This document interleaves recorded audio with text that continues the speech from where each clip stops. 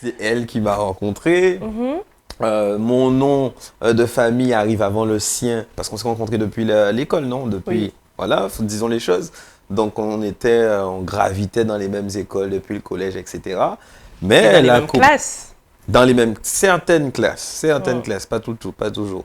Et ce n'est qu'aux alentours de 18 ans hein, que tu as décidé vraiment de me montrer que Non, juste... j'avais pas 18 ans. Allez, 17 ans, allez, on va jouer sur les... Merci. Voilà, 17 ans, tu as décidé de montrer que voilà, Laurie t'intéressait. Alors, pas du tout. Je tiens à dire que pas du tout.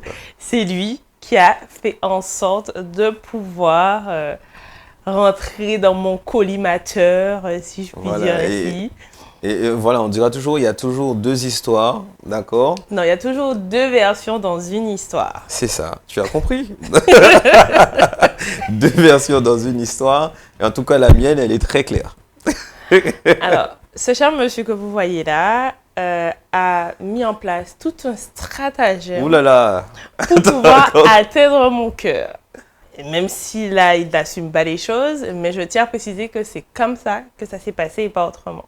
attends, mais le stratagème, alors, vous savez, moi je vais dire un truc, il n'y a jamais Uh-huh. de fumée sans feu. Ouais. Voilà, c'est un fait. S'il y a un stratagème qui est monté, c'est comme ça que tu le dis, hein, il y a un stratagème, qu'est-ce qui a amené à ce stratagème? Vous voyez, messieurs, il y a toujours une façon de se défendre. Voilà. Moi, je comprends pas, mais bon, bref. Donc, il y a des choses que tu as faites, comme tu comprends pas, qui ont amené à ce que je me dise, ah, Livy, en fait, c'est la femme qu'il me faut. Ah, j'ai toujours été moi-même. J'ai toujours été moi-même. Quelle Et je pense humilité. que j'ai illuminé ses yeux, tout simplement. Non, je rigole. Non, blague à part, on s'est rencontrés, on s'est courtisés, mais on a été lentement, hein, quand même. Hein, Ouais. on parle beaucoup. Parce qu'on était d'abord amis. Et c'est au fur et à mesure que... d'ailleurs, on avait une amie en commun. Je me souviens encore où, après les cours, donc elle m'appelait moi. Et après, elle le rajoutait dans la conversation. Et au bout de 1 heure, 2 heures de conversation, elle s'éclipsait et du coup, on se retrouvait à deux à discuter, alors que de base... Et en fait, on est parti de conversations amicales, mais très rapidement, on a Ouais. commencé à discuter de choses plus importantes, de l'avenir, de comment on voyait les choses. Et puis, c'était la période où on parle toujours de, ben, on s'en va. Ouais, il y avait le bac. Il y avait le bac. Après le bac, ben, c'est soit on reste en Guadeloupe quelques années, et puis on peut rester maintenant un petit peu plus longtemps sur certaines filières, bien sûr. Ouais. Mais à l'époque, c'était vraiment soit tu pars maintenant, soit tu pars après. Si tu veux continuer tes études, sinon tu vas bosser. Donc pour moi, ma part, je suis parti tout de suite. Livy, elle est restée 2 ans en Guadeloupe faire des études. Oui. Et Oui. après, on s'est retrouvés justement en France à Montpellier. Montpellier. Montpellier que j'aime beaucoup. Ouais, notre ville de cœur, vraiment. Ville de cœur qui restera des années mémorables. C'est là où on a rencontré des amis formidables, donc qui se reconnaîtront. Donc voilà, on s'est rencontrés comme ça. Et après, ben, on a passé pour ma part 6 ans à Montpellier. Et après, on a passé 6 ans en région parisienne, où il fait beau vivre. Voilà. On le sait tous, c'est pour ça qu'on est rentré chez nous. Non, mais ça a été des années quand même aussi riches. C'était Oui. différent. C'était C'est différent. différent. Mais c'était très riche, très intéressant. On a rencontré aussi de belles personnes. Clin d'œil à Charlène, au passage, qui se reconnaîtra. Non, mais on a fait de très belles rencontres. On a eu une belle aventure. Professionnellement parlant, c'est là qu'on sait qu'on a avancé. C'est là qu'on a avancé. Et après, j'ai envie de dire, jusqu'à l'arrivée de notre bébé qui a tout changé. Voilà. C'est ça. C'est ça, c'est Et ça. cette arrivée qui nous conditionne, ça va très vite. Hein. Déjà, quand on devient parent, on a l'impression qu'on l'est depuis tout le temps. En tout cas, ça s'est passé comme ça pour nous. Ensuite, il faut se dire, une fois qu'on met les pieds en Guadeloupe, on est rentré chaque année. Hein. Sur toutes ces années-là, chaque année, on était en Guadeloupe. Ouais, ça c'est vrai. Mais à ce moment-là, quand on remet les pieds en décembre 2023 en Guadeloupe, c'est plus pareil. C'est plus la même perception. En tout cas, quand moi je mets les pieds, je me dis non. Au fur et à mesure, en quelques jours, faut que tu rentres. C'est le moment. C'est le moment. c'est ça, c'est ça. Ouais.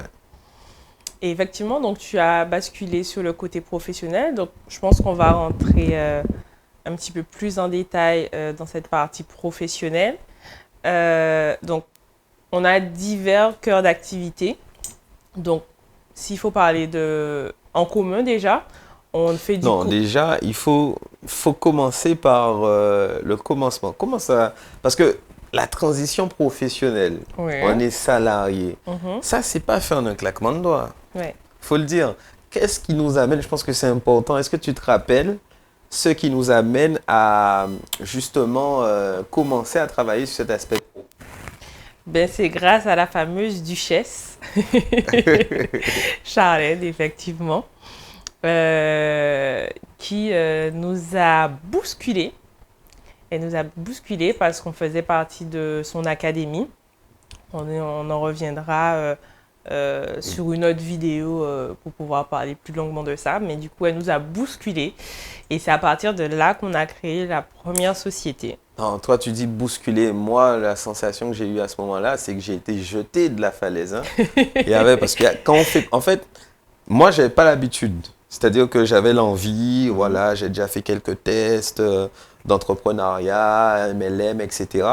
Mais à ce moment-là, on a toujours cette vision. En tout cas, moi, je me dis, OK, ce que tu as fait en MLM, c'était bien, etc. Ça a plutôt bien fonctionné. Par contre, quand tu crées une entreprise, c'est pas pareil. Mm. Voilà, c'est ton entreprise, c'est toi qui dois tout créer et tout. Ça me paraissait être une montagne infranchissable à ce moment-là.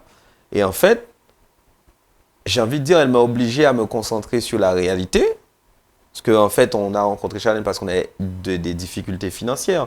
On va mettre les mots parce que ça arrive à tout le monde. On avait des difficultés financières, des challenges, des banques qui te disent en gros, débrouille-toi, on va rester Et un bébé en route. un bébé qui arrive. Donc c'est-à-dire que on sait tous que les enfants ça coûte cher. Faut dire les choses. Et là, on arrive dans un stade où on a peu de levier. Sauf qu'il fallait qu'on compte sur nous. Donc, et dans ce contexte, on rencontre Charlène, on voit vraiment, on parle d'argent, il faut dire les choses, on parle d'argent, on parle de comment on gère l'argent, ce qu'on fait, et tout de suite, ben, qui dit parler d'argent, dit tôt ou tard, il faut en gagner. Donc, c'est dans ce contexte-là, j'ai pas le choix, on n'a pas le choix, faut y aller, et elle me pousse de la falaise. Surtout que, voilà, pour la petite histoire, mes premiers clients étaient en fait des clients professionnels. Voilà, c'est qui m'ont fait la demande. Je le dis, on était dans le secteur, on est, faut être clair, hein, on est dans le secteur du nettoyage, notamment, on ne fait pas que ça. Et j'avais des clients à cette époque qui me demandent, oui, mais Laurie, par contre, j'ai besoin d'un nettoyage professionnel au niveau des Ouais, je voitures. m'en souviens. Je suis prêt à payer pour ça. Qu'est-ce que tu peux me faire? Je dis, attends, les gens, on les répare, ça prend du temps. Et quand on les répare, on les salit. Mais tu veux en plus du petit nettoyage qu'on te faisait, tu veux un vrai nettoyage en profondeur. Et là, on a testé. On a testé et ça a commencé de là. C'est ça, c'est ça. Et je vais pas oublier également, parce qu'à cette période-là, vu que j'étais enceinte, donc je pouvais pas faire grand-chose, parce que j'étais déjà quand même à un stade avancé. Et du coup, quand elle nous a bousculés, je me souviens même moi, j'étais avec elle en train de te pousser sur la falaise. Ouais, mais en fait, on ne se rend pas compte parce que ça, c'est devant la scène. Mhm. Parce qu'on se rencontrait, on passait un temps ensemble, on discutait, on disait ce qu'il fallait faire. Mais derrière, moi, j'arrive, j'ai jamais oublié. Premier chantier, d'accord, premier chantier, on me donne the défi. Je suis jugé sur le fait de retirer une odeur d'essence dans une voiture où un bidon s'est renversé sur des sièges, le coffre, Ouais, je m'en le, souviens encore. comment De on appelle, la l'odeur. moquette. Ah. Ah, mais et franchement, quand je vois la voiture, surtout que comment on m'amène la voiture? C'est-à-dire que le client, il m'amène, il me dit, moi je la vois, je dis, mais ça va, elle n'est pas trop sale. Il me dit, t'es sûr, viens. Et il ferme la porte, on s'enferme dans la voiture, et il me dit, tu sens? Donc quand je sens là, mon cerveau il tourne à 1000 à l'heure. Je me dis, mais comment c'est possible? Ouais. Qu'est-ce que...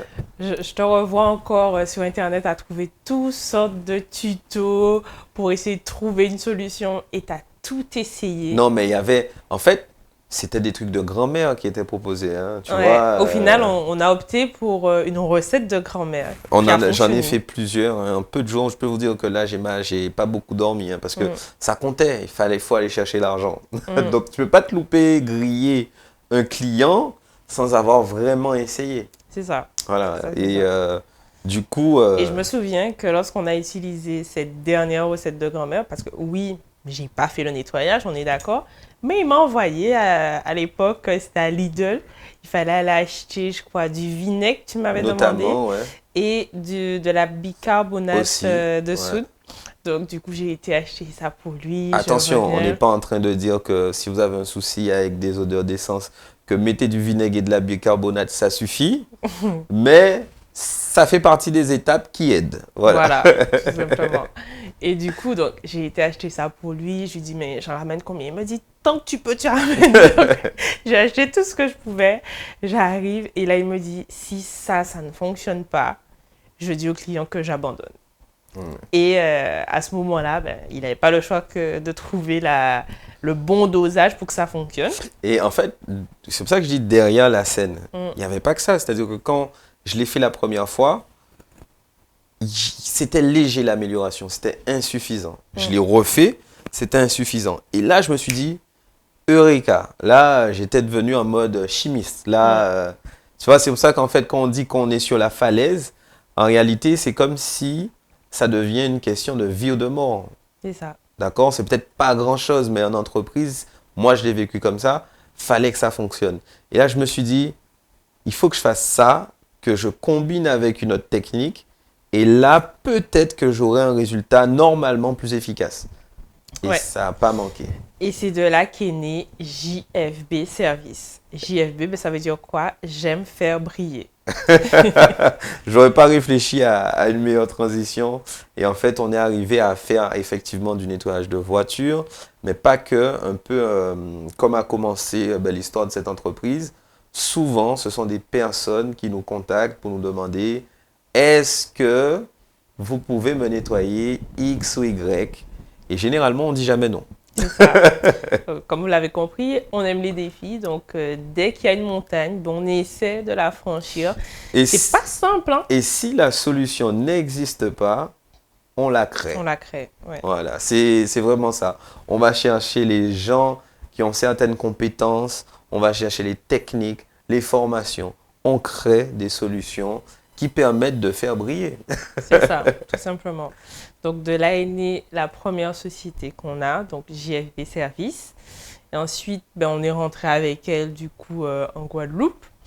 Je me souviens encore les premiers temps. Donc, moi, j'avais trouvé un travail et Laurie n'avait pas encore trouvé. Et je me rappelle encore des parents qui Ah non, disaient... le retour quand on commence, t'as plus de travail, tu te restes ta société que tu dois faire monter Mm. et que tu as notre fabuleuse culture qui n'est pas basée sur l'entrepreneuriat. On repose sur des schémas assez classiques. C'est Il ça. faut aller travailler, chercher un travail, avoir de belles économies, etc. Partir quelquefois. Voilà. Quand on est dans ce schéma-là, quand on arrive en tant qu'entrepreneur, c'est pas facile. C'est ça. Et je me revois prendre des discussions avec les parents de Laurie, mais également avec mes parents, et qui me disent, mais oui, mais du coup, Livy, toi en tant que femme, tu devrais lui dire quand est-ce qu'il va travailler. Et moi, je leur dis, mais il travaille, il a sa société. Certes, au début, c'est jamais Non. simple. Là, moi, je me rappelle de la réponse. La réponse, c'était oui, il peut faire ça à côté. Ouais, il peut faire ça à côté, mais il faut qu'il ait Mais un qu'il vrai a un travail. Donc, oui, mesdames et messieurs, l'entrepreneuriat, c'est un travail. Et- Ça demande beaucoup de travail parce que généralement, on est seul en tant qu'entrepreneur quand on débute. Et on part de zéro et il faut construire un immeuble. Et ça ne se fait pas du jour au lendemain.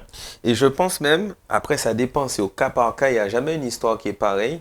Mais pour moi, c'est pas plus facile de faire décoller une entreprise quand tu as déjà un travail, admettons, à temps plein, et à côté faire décoller l'entreprise parce que tu es toujours confronté à des défis où tu dois produire plus, tu dois être peut-être plus visible, tu dois réussir aller chercher de l'argent, mais si tu n'as pas de temps, tu ne peux pas le faire.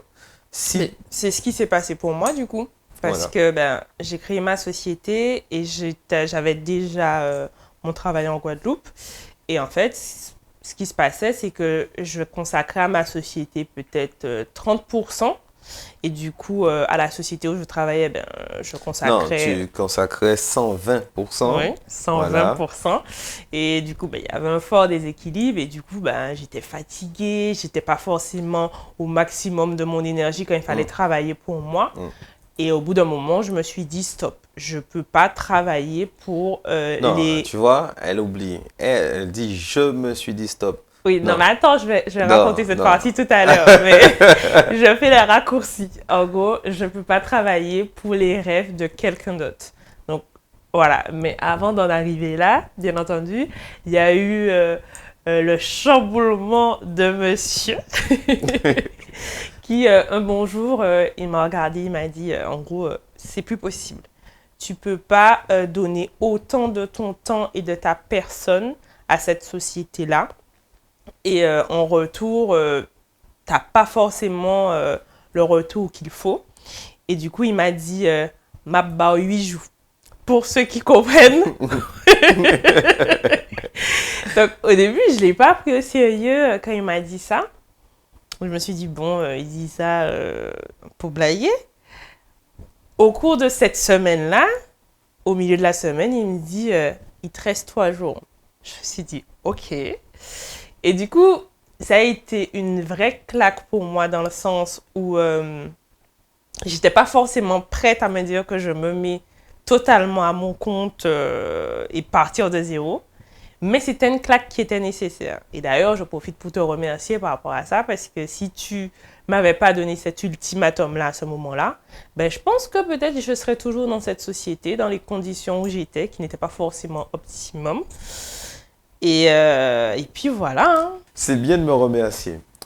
Par contre, pour moi, vraiment, je suis dans cette idée de complémentarité. On est mariés, on s'entend très bien. Et pour moi, même au niveau business, comme dans la vie privée, on doit être en fait complémentaires. Il y a sur des sujets, tu es plus lucide, voilà, c'est plus ta zone de génie. Et les miens, sur d'autres, vice-versa. Là, c'était une situation que j'avais vécue. Je savais déjà que quand on ne joue pas le jeu en face, en tout cas, ils ne sont pas ouverts à donner une rétribution qui est équivalente à ton investissement, ça ne marche pas. Il y aura toujours quelqu'un de lésé et généralement, c'est toujours les mêmes. Donc, je savais qu'il fallait que j'intervienne parce que de toute façon, on n'était plus aligné avec la raison pour laquelle on était rentré. C'est ça. Et même s'il y avait, parce que ça crée de la pression quelque part d'avoir peut-être un entourage qui, même s'ils sont très bien intentionnés, mais qui vont peut-être encourager une autre direction. Ça crée une complexité, c'est pas évident. Mais je savais à ce moment-là qu'en fait, il n'y avait pas le choix. Parce que sur le long terme, c'est toujours, c'est toi, tu ne seras jamais gagnante. Donc, il fallait intervenir, j'ai intervenu, je suis intervenu et je me suis dit, à partir de là, même si ce n'était pas clair, on va le créer. C'est ça. C'est ça. Et effectivement, après JLB Service, j'ai dû créer ma société parce que on est devenu du coup coach en liberté financière. En même temps. En même temps. Et en fait, il fallait absolument créer une société.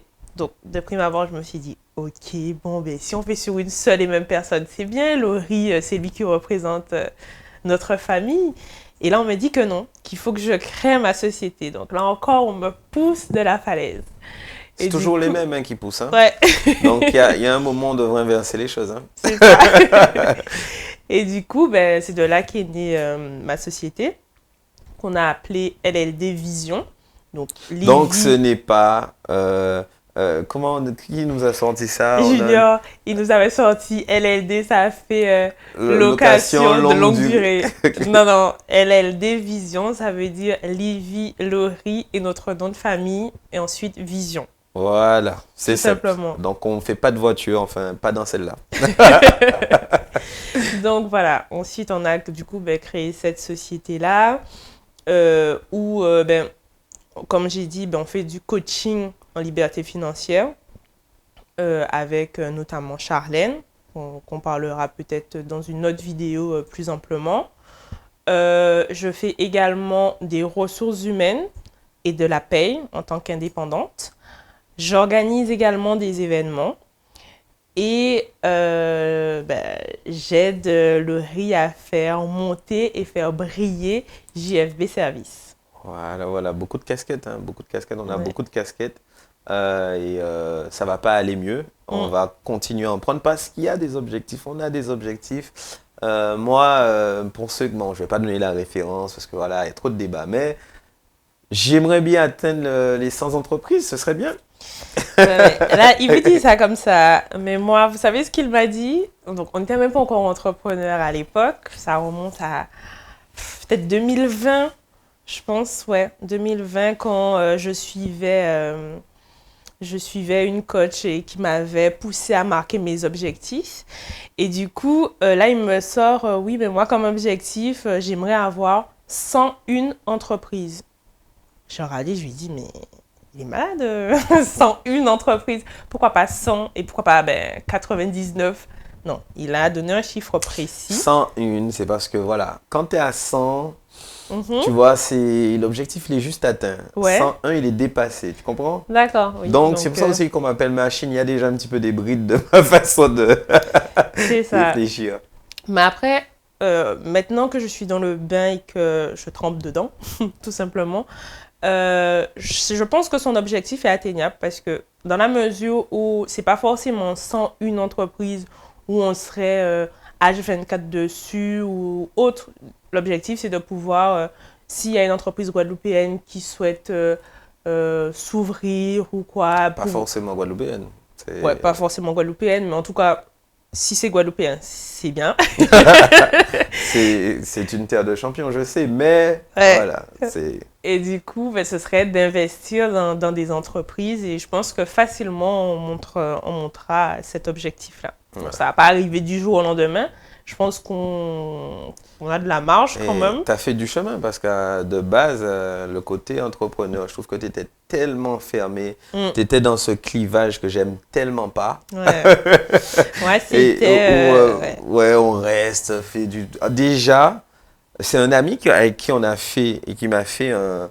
C'est sa spécialité, mais on a fait un test de personnalité, tout ça. Tu Mhm, sais, les tests d'entretien pour intégrer les entreprises. mhm. Et il m'a dit, tu sais, Laurie, il y a un truc qui remonte un super profil. Par contre, un problème avec la hiérarchie. J'ai dit un problème. Il m'a dit, oui, oui, dans ce que tu... C'est ce qu'il en ressort. La machine dit clairement, tu as un problème avec la hiérarchie, c'est pas quelque chose que tu apprécies. Si vous n'êtes pas aligné sur les valeurs et tout, ça passe pas. Je dis, en fait, tu as raison. Je ne peux pas adhérer à un projet qui n'a pas de sens pour moi, où j'ai pas mon mot à dire, où on attend juste que j'exécute. Ça me va pas. Donc, et le côté entrepreneurial donne cette liberté que pour moi, tu ne retrouves pas comme ça en entreprise. Donc, Mm. j'avais déjà un peu, pourtant, je suis un très bon salarié, hein, j'ai toujours été, hein, mais le dépassement de soi n'est pas naturel pour moi pleinement en tant que salarié. C'est-à-dire que tu me déçois une fois, ben, tu m'as déçu, quoi. Tu vois? Effectivement. Et ça me rappelle aussi qu'au début, lorsque j'ai dit aux parents que je démissionne, que je veux me mettre à mon compte, pour les rassurer, pour aussi me rassurer moi, hein, je me souviens encore que je leur ai dit, bon, mais vous savez, 2025, c'est juste une année test, hein. Si ça ne fonctionne pas, je retourne au salariat. Là, ça fait quoi? On est au mois de février, un petit peu plus d'un mois et demi où je suis 100% à mon compte. Mais là, jamais de la vie, je retourne au Tu salariat. vois? Et au début, quand je te disais ça, tu ne me croyais pas, hein? Ah non, Mais mais quand la liberté que tu as? mais le truc, c'est que ça ne fonctionne pas pour tout le monde. Oui, Ah, il faut le dire. c'est C'est ça. pas fait pour. Il y a certaines personnes dans notre façon de réfléchir, on est parfois beaucoup plus à l'aise, beaucoup plus structuré, plus en sécurité quand on est simplement salarié. Et moi, perso, je suis OK. C'est juste que pour moi, dans ma situation, ça passe pas. Ça passe pas. Non, ouais, parce que je me suis rendu compte que durant ces 9 mois, ben, j'avais pas le temps d'aller déposer mon fils à la crèche. Je pouvais pas le récupérer. Au début, j'ai essayé hein, quand même. T'étais vraiment, tu vivais en mode sans t'en rendre compte, parce qu'une fois qu'on est dans je vais dire le quotidien, on a du mal à prendre ce recul-là. Mais Mhm. tu étais vraiment dans le mode où tu fonctionnes un peu comme on fonctionnait en France. Ouais, métro, Métro, boulot, boulot, dodo. dodo. Tu pars, il fait nuit, tu rentres, il fait nuit. Mm. C'était ça, hein? Ouais, clairement, clairement ça. Au début, j'allais le chercher à la crèche, mais c'était la course parce que je finissais à 16h30 à Convenance Bémao au début.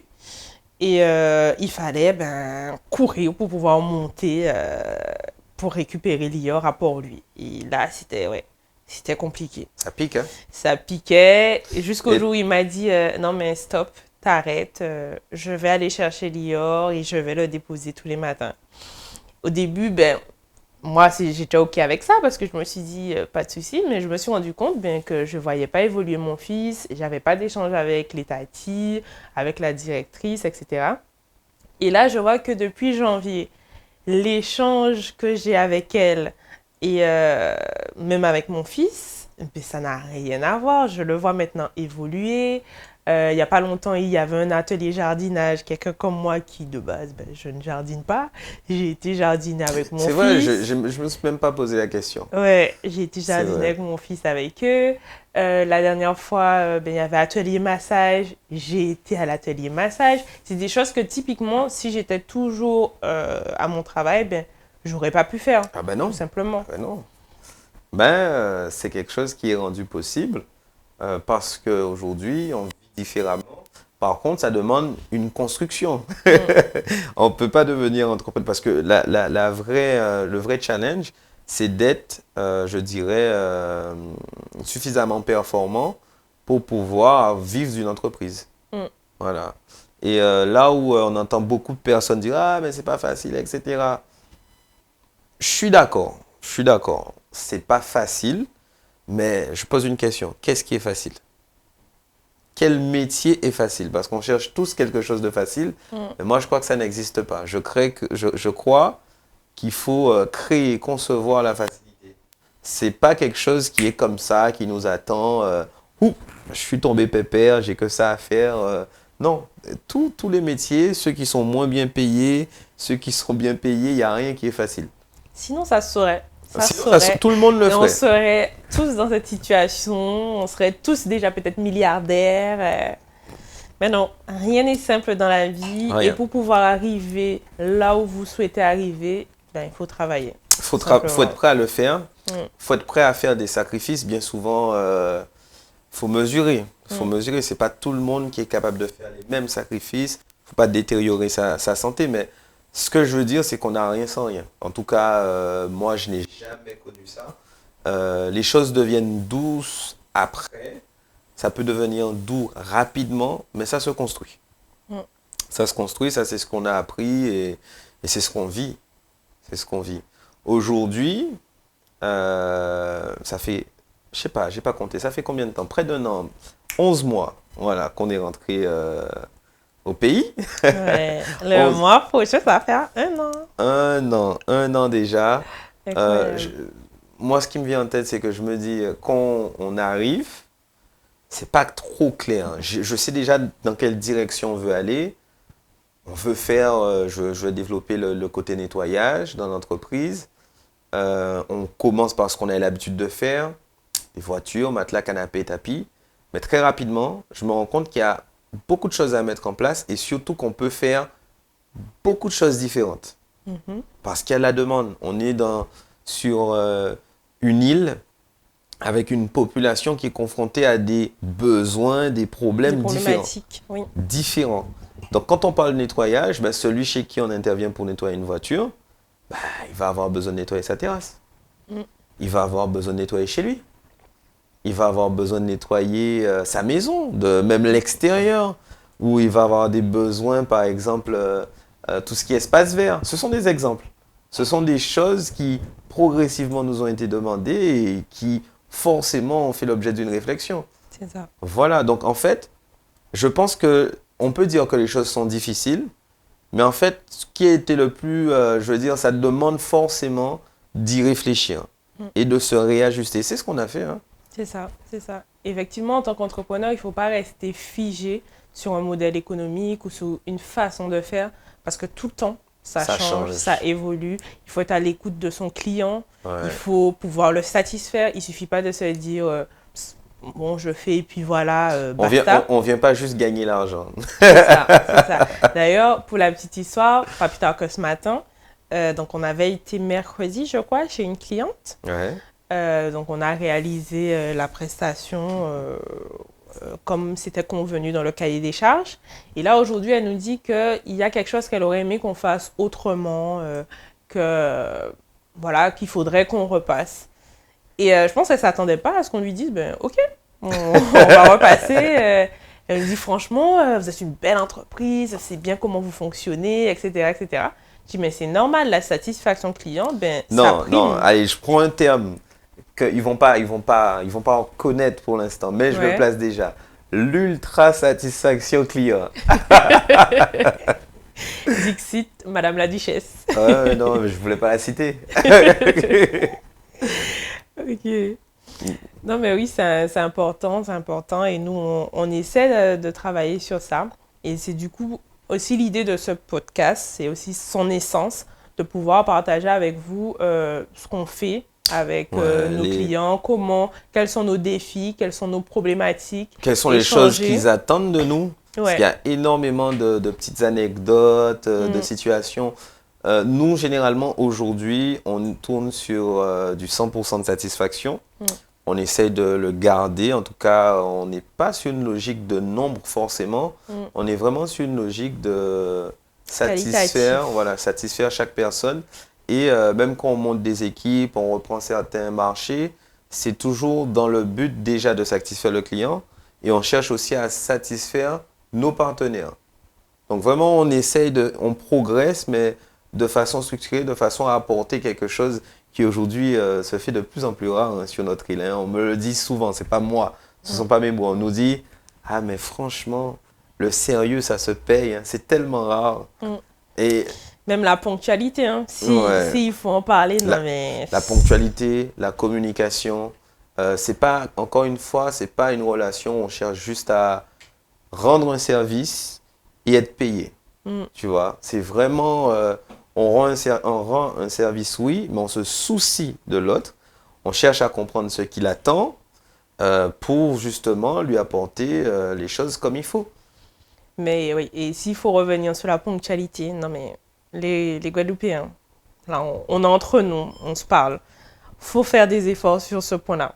Mais c'est pas facile, parce que quand on te dit qu'on est à tel endroit et qu'on est autre part. Ah mais c'est grave, il lui est déjà arrivé mais des dingueries. Il y a un jour, il m'appelle, il sait qu'il sort de la maison, il va au gosier. Ah, et je me suis levé à ce jour-là, 5 heures. Je suis parti de chez moi à 5 heures parce que c'est quelqu'un qui voulait absolument que le truc se fasse que la prestation se fasse à 6 heures. À 6 heures du matin. Pour pouvoir être à l'heure sur le reste de sa journée. Donc, moi, dans ma position de prestataire, je joue le jeu. Je m'organise parce qu'il y a toute une organisation en interne. Hein. On a un enfant, on a de l'organisation. Voilà, il faut tout gérer et j'arrive pile à l'heure. Non, avant l'heure. Tu arrives à 45. Mais j'étais là, en tout cas, à l'heure attendue. Et j'attends 10 minutes, 15 minutes, personne. J'appelle, personne. Je rappelle, personne. Ça, c'est plus grave encore. T'appelles, il ne répond pas. Un message, personne. Et après, au bout de, presque 30 minutes, à ce moment-là, je ne pars pas parce que mon prochain rendez-vous, il est un peu plus tard. Donc, je me dis, tant qu'à faire, au lieu de tourner en rond, il est très tôt, j'attends encore un peu. Et là, il m'appelle, il me dit, oui, bon, écoute, mon réveil, il n'a pas sonné. Hein. Mais attends. À ce moment-là, il sort, mon réveil, il n'a pas sonné. Toi, tu te dis, ok, il est au gosier, pas de problème. Non, il était à Vieux Habitants. Ouais, quelque chose comme ça. Vieux Habitants, ton réveil n'a pas sonné. Tu dois venir au gosier, il y a des embouteillages pour une prestation qui devait commencer à 6 heures du matin. Et le comble Le comble, c'est qu'à son arrivée, parce qu'il faut bien expliquer, parce qu'il y a un manque de contexte. Hein. Moi, sur certaines prestations, quand c'est possible, on fait des devis essentiellement à distance. Et quand c'est pas possible, quand c'est trop technique, il y a trop de spécificité, on prend rendez-vous. Voilà, on était sur quelque chose de ultra simple. C'est un matelas. Vous savez, ça se métamorphose pas du jour au lendemain. Quand on prend des photos, on a les dimensions, on sait exactement comment c'est. Et sur un matelas, il a le tarif. Il tient à ce que je vienne et quand il arrive, il me regarde, il me dit « Ah, mais c'est juste pour le devis, hein. C'est juste pour le devis, en fait, le rendez-vous. » Et je pense que c'est grâce à ce client-là qu'on a mis en place une procédure par rapport à ça et qu'on s'est dit plus jamais. On ne se déplace pas pour faire un devis. Et en plus, tu arrives en retard pour faire le devis. Et ce client-là, tu sais, il serait incapable de dire si effectivement la situation m'a énervé, parce que je suis resté calme, impassible, dans le sens où ce sont des choses qui arrivent. Des fois, c'est des défauts de communication. Il y avait peut-être c'est ce que je me suis dit, il y a peut-être quelque chose que j'ai loupé. C'était l'occasion de revoir les choses et de répéter un peu nos formulations et de me dire qu'en fait, il ne faut plus jamais que je dépende d'un client. En fait, si tu n'es pas là, je suis désolé. Nous, on est là pour apporter un besoin. Au bout d'un moment, moi, je pars. Voilà. Mais bon, on ne va pas s'étendre. Je pense que on parlera de la suite. Ça fait, de toute façon, on sait très bien, nous, entre nous, comment on est, d'accord? On sait très bien, ça arrive, certains sont à l'heure, sont ponctuels, sont toujours aimables, amicales et tout. Mais voilà, il y a l'autre côté aussi. C'est ça, c'est ça. Il faut être prêt à pouvoir embrasser. Exactement. Ces deux côtés, ces deux facettes possibles chez des clients. C'est important. Là, pour nous, en tout cas, la satisfaction, ça passe aussi dans le savoir-être, le savoir-vivre.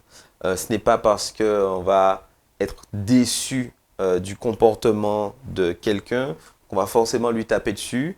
On ne va pas entrer dans une joute verbale. Ce n'est pas notre métier, on n'est pas là pour ça. Voilà. C'est ça. Donc du coup, je pense qu'on va s'arrêter là. La prochaine fois, on parlera d'un autre sujet tout aussi... Oui, normalement, on aurait déjà dû dire, on aurait déjà dû rappeler quelque chose. On est sur YouTube aussi. Ouais. Et il y a un jargon qui se fait. J'apprends les codes au fur et à mesure. Abonnez-vous, voilà, mettez la petite cloche. Voilà. Si vous êtes intéressé par avoir des anecdotes, voilà, des petites questions qui vous viennent en tête, n'hésitez pas. On répond à tout le monde. Et il faut les poser en commentaire. Exactement. Et vous vous rendrez compte qu'on répond à tout le monde. Et c'est pareil avec tous les clients. C'est ça. Donc, voilà. En tout cas, on a été ravis de pouvoir les accueillir chez nous. Chez nous, voilà, en collaboration avec MX Service. Et puis, vraiment, on se dit à la prochaine. C'est ça.